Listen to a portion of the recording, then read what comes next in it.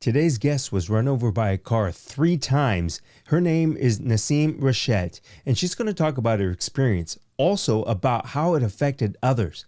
Now, there is a lot of positive information that she has for us. All of this is chronicled in her #1 best-selling book called The Unexpected Benefits of Being Run Over.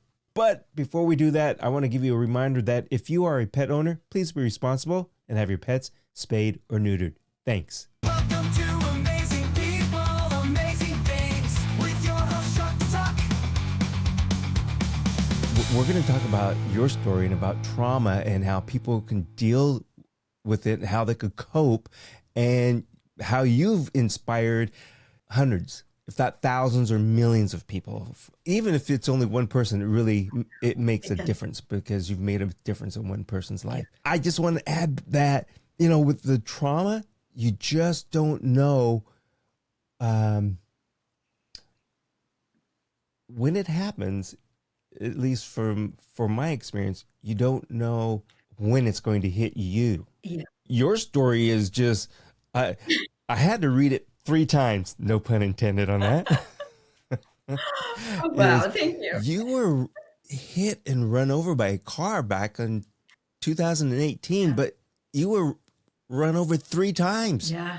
The car hit me, and I was still standing. The car hit me, kind of stopped for a second, then accelerated, drove over me, reversed, drove over me a second time, and then went forward, drove over me a third time, and I was pinned under the car. That's the short story. The abridged. Yeah. That's right. But this was while you were crossing the street to your car My where your husband was waiting yes, for he was picking me up. I was in a pedestrian crosswalk, and so he was 10 feet away from me. Watched the whole thing happen. you. Yeah, so we've got to talk about how you felt, how you went through it, and also maybe if you can convey to us possibly how your husband Yeah, absolutely. reacted and what he dealt with, because that's trauma, physical, mental on your end, mental on his end, which would, I'm sure, a lot of times mental, it can affect you physically as well. Yeah. I'll start with, you brought up how it affects him and other people, and you don't know when it's going to hit you. And, I experienced all of those things that you just talked about. So, I won't spend a lot of time on what happened, or we can revisit later kind of my moments underneath the car. And, I detail all of that, in the book. But let me talk about kind of the effects after and the effects on my husband and my family. So when the accident happened, it was, obviously very traumatic for him. He didn't know if he was watching me die. In his voice, I was sure he was watching me die, and I was sure I was dying. Clearly I didn't die. And I will share that miraculously, I did not break any bones. I know I had a lot of injuries. There was a lot of damage, but no bones were broken. So I actually was never even admitted into the hospital. I just stayed in the ER for a day. Wow, So that's a miracle. yeah, it is. But I left the hospital, and I say no bones were broken, but I was completely broken. And my husband and kids went from having this, powerhouse wife who was juggling work and the house and the kids and, very involved in the community, to, a woman who was not even recognizable to her iPhone, who couldn't, bear the touch of my children, who couldn't see, who, couldn't really walk or move or do anything. And I was not a person that accepted help. And I actually didn't even feel like I had the right to deserve help when nothing was broken, when I survived.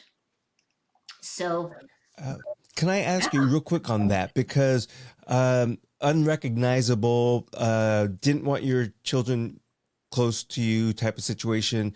Was that more than because of the pain when they came to you, or was it more of because of like the bodily injury kind of disfigured you, even though that you didn't get have any broken bones? so it was in physical, like their physical touch, because my body was so raw and I was in so much pain. But candidly, Chuck, I was so disfigured that they were a little scared of me. They were very young at the time. So it was very hard on them to even, see, to look at my face, to see how broken I was very, very scary for them. I wanted to ask that because the fact that you were a sales leader with a lot of the big tech companies. So you were that type of person who had that strong personality, that go get them, and then like you said, it broke you. Yeah. Uh, And that's the mom they knew, the one that hmm juggled everything and never asked, didn't ask for help. I shared, I was open, but I was the one always offering help. I was the one fixing the problems and taking charge. And so when this moment happened, and other people wanted to help me, I was extremely uncomfortable with it. I was embarrassed by it. I say it was a debt in my ledger. Like I was telling the kids, I didn't want to see anybody that came to the door. I, didn't- you know, I mean, I wasn't really in great shape too, but I didn't want them to see me like that. And I didn't want their pity. I didn't want them like, because to me, that's what it was. It was them feeling sorry for me and asking to take care of my kids because I was unable, or I was projecting that they felt I was deficient and I couldn't do it and I could no longer run my life. What I learned in that process, um, was that people actually need to help for their own healing. It was, yes, it was about me, but it was also about them. Because when people help, when people do things for you, they're also taking a step forward. Because the trauma, as you said, the event might have happened to me, but it affected everybody around me and everybody that loved me. Yeah, that is so true. And like I said, oftentimes we need to, if the trauma happens to us, we need to allow people, I think, to I mean, give that pity, if to use that word, because that's how we may view it. We, the one who has been injured, traumatized, because they're in trauma as well. And oftentimes I think that they don't know what to say or what to act or anything, but the only thing that they can do is to help. And whatever that means to them, like you said, it makes them feel better. And how did you allow yourself, I mean, to come to terms with that? Well, so I was actually put in the situation of wanting to help somebody. So there were two very kind of poignant events that happened that changed my thinking early on after the accident. The first was my brother's dog died. My brother and I are very close, and so I saw him in pain and wanted to help. Now he was saying like, "Sister, you just got run over 3 times. Like, don't worry about me." But I wanted to help him. I knew how much he loved his dog. I knew he was hurting. Um, and I always say the light bulb didn't go off. I didn't immediately make the connection, but it did make me realize, I wanted to help him. And then, and it planted the seed that maybe other people needed to help me. Now, what also gave me the tools then to allow that or reframe it was I started seeing a trauma therapist where I wasn't, okay with people helping me. When you pay for someone to help you, it feels a little different. And luckily, my doctors and my husband, everyone pushed me to go see a trauma therapist. So the trauma therapist taught me about kintsugi and this art and Japanese philosophy of golden mending, where you take a broken vase and you put it back together with gold inlay, and you celebrate the cracks in the journey to make the vase more beautiful. And so I thought, what a nice way to talk about my cracks, my issues, not as a victim, but it's just now part of my journey. And so just that reframing really allowed me to open up, because it was no longer, and I didn't, in my own, and maybe my words never sounded that way, but in my mind there was if I talk about it, it's a woe is me kind of situation. But then I realized I can talk about it and it's my journey. And Yeah. it's the words I use, it's the way I approach it, and I found that as I started talking about it, I could let people help. And I say I found this new dimension of strength, because to me strength was always looking tough and being the helper and being the leader, and kind of never letting them see you sweat, and but then I realized that there is this dimension of strength which is really about letting people help you and letting them in for the gift you give them when you do that. Well, it's your story and your title of your book, The Unexpected Benefits of Being Run Over, I mean, really spells it out.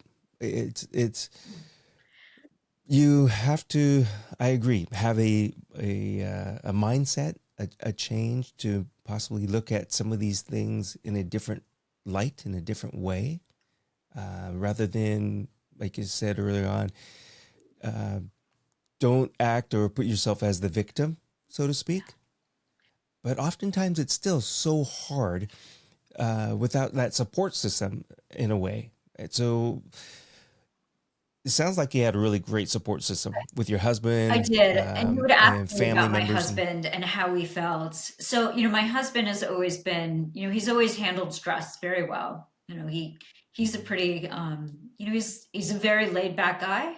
But as you can imagine, watching your wife get run over 3 times is a pretty is a pretty heavy moment. But what was amazing, and I don't think he ever took enough time to focus on himself, because all the focus was shifted to me.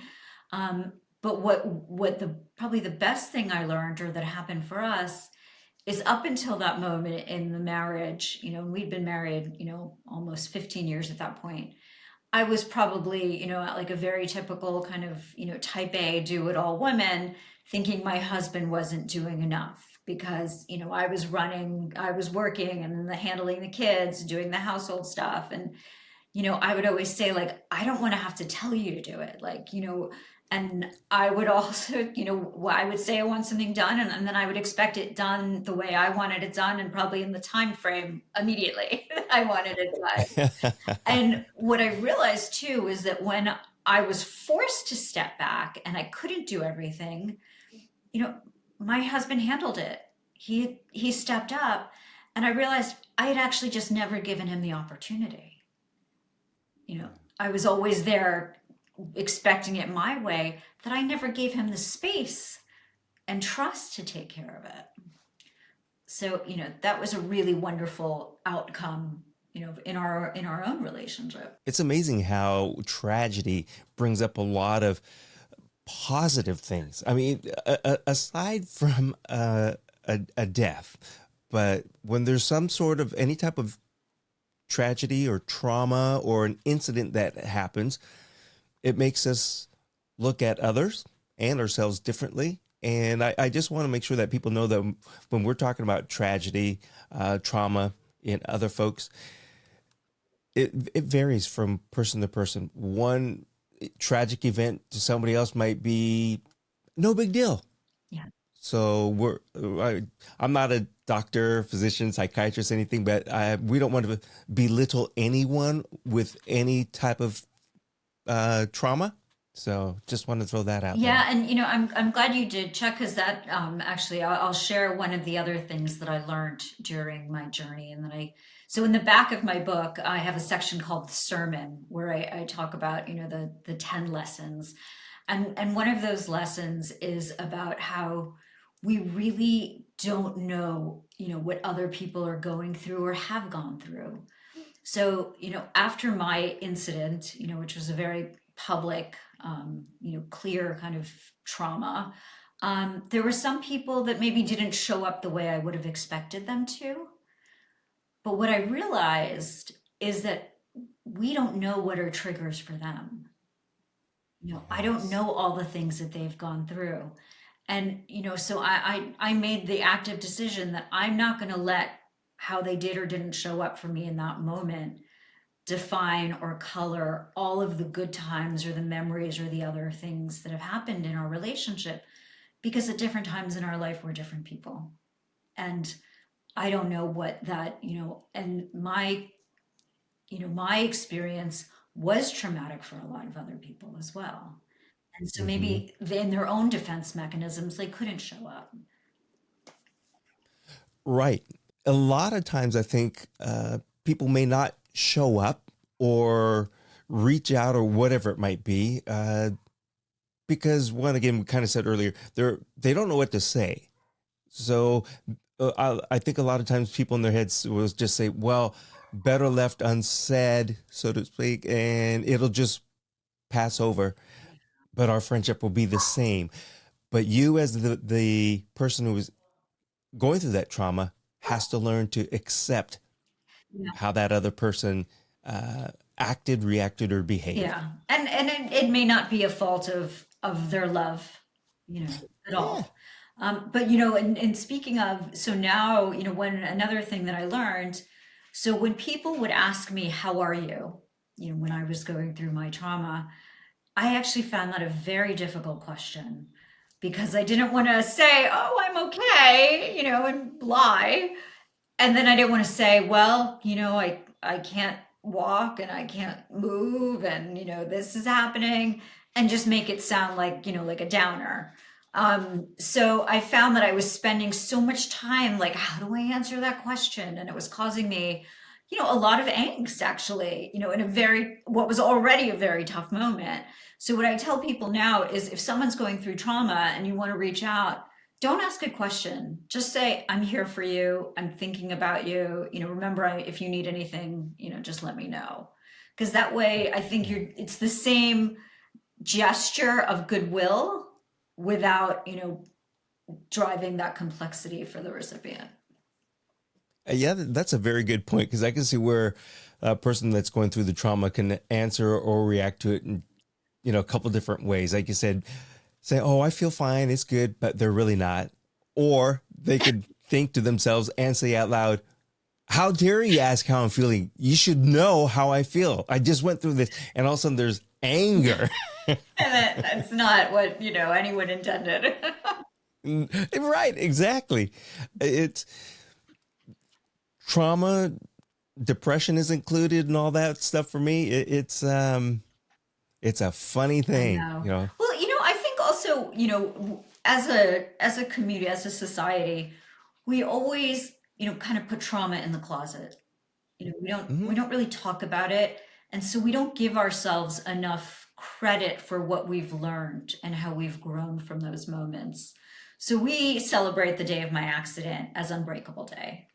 So every year we, on May 21st, we have a party or we do something to, take a moment to give ourselves credit, for what we've survived. This was a trauma for the whole Yeah. family.